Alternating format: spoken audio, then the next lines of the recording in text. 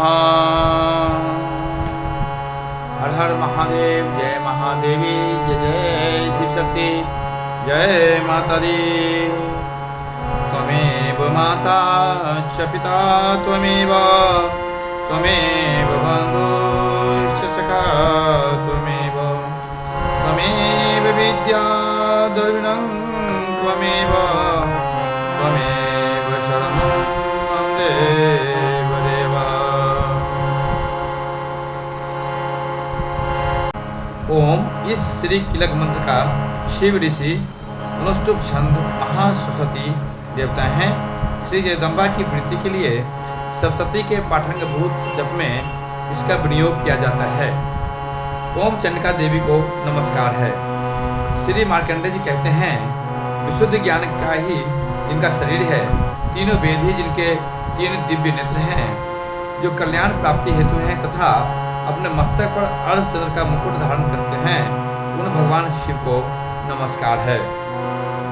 मंत्रों का जो अभिकीलक है, अर्थात मंत्रों की सिद्धि में विघ्न उपस्थित करने वाले शाप रूपी कीलक का जो निवारण करने वाला है, उस सप्तशती स्तोत्र को जो संपूर्ण रूप से जानना चाहिए और जानकर उसकी उपासना करनी चाहिए।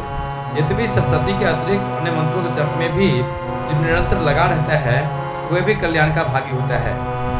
उसके भी उच्चाटन आदि कर्म सिद्ध होते हैं तथा उसे भी समस्त दुर्लभ वस्तुओं की प्राप्ति हो जाती है। तथापि जो अन्य मंत्रों का जप न करके केवल इस सप्तशती नामक स्तोत्र से ही देवी की स्तुति करते हैं, उन्हें स्तुति मात्र से ही सिद्धानंद स्वरूपिणी देवी सिद्ध हो जाती हैं। उन्हें अपने कार्य की सिद्धि के लिए मंत्र, औषधि तथा अन्य किसी साधन के उपयोग की आवश्यकता नहीं रहती। बिना जप के ही उनके उच्चाटन आदि समस्त आविचारिक कर्म सिद्ध हो जाते हैं। इतना ही नहीं, उनकी संपूर्ण अभीष्ट वस्तुओं भी सिद्ध हो जाती है। लोगों के मन में शंका थी कि जब केवल सप्तशती की उपासना से अथवा सप्तशती को छोड़कर अन्य मंत्रों की उपासना से ही समान रूप से सब कार्य सिद्ध होते हैं, तो इनमें श्रेष्ठ कौन सा साधन है।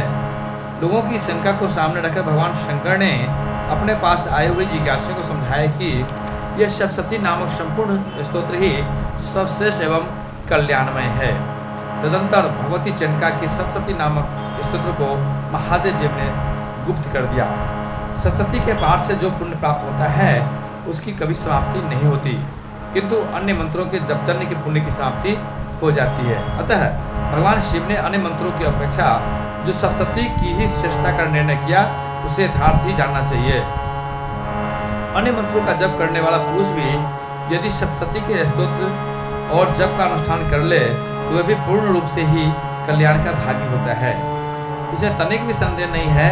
जो साधक कृष्ण पक्ष की चतुर्दशी अथवा अष्टमी को एकाग्रचित्त होकर भगवती की सेवा में अपना सर्वस्व समर्पित कर देता है और फिर उससे प्रसाद रूप से ग्रहण करता है, उसी पर भगवती प्रसन्न होती हैं, अन्यथा उनके प्रसन्नता प्राप्त नहीं होती है। इस प्रकार की सिद्धि के प्रतिबंधक रूप किलक द्वारा महादेव जी ने इस स्तोत्र को किलित कर देखा है। जो पूर्वोक्त रीति से निष्कीलन करके इस सप्तशती स्तोत्र का प्रतिदिन स्पष्ट उच्चारण पूर्वक पाठ करता है, वह मनुष्य सिद्ध हो जाता है। वही देवी का पार्षद होता है और वही गंधर्व भी होता है। सर्वत्र विचरते रहने पर भी इस संसार में उसे कहीं भी भय नहीं होता। वह अपनी मृत्यु के वश में नहीं पड़ता तथा देह त्यागने के अनंतर मोक्ष की प्राप्ति होती है। अतः किलन को जानकर उसका परिहार करके ही सप्तशती का पाठ आरंभ करें। जो ऐसा नहीं करता, उसका नाश हो जाता है। इसलिए कीलक और निष्कीलन का ज्ञान प्राप्त करने पर ही यह स्तोत्र निर्दोष होता है और विद्वान पुरुष इस निर्दोष स्तोत्र का ही पाठ आरंभ करते हैं। स्त्रियों में जो कुछ भी सौभाग्य आदि दृष्टिगोचर होता है, वह सब देवी के प्रसाद का ही फल है। अतः इस कल्याणमय स्तोत्र का सदा जप करना चाहिए।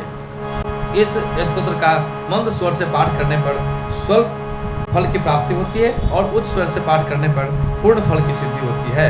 अतः उच्च स्वर से ही इसका पाठ आरंभ करना चाहिए, जिनके प्रसाद से ऐश्वर्य, सौभाग्य, आरोग्य, संपत्ति, शत्रुनाश तथा परम मोक्ष की सिद्धि होती है। उस कल्याणमयी जगदम्बा की स्तुति मनुष्य को हमेशा ही करना चाहिए। जय शिव शक्ति, जय माता दी। कीलक स्तोत्र संपूर्ण।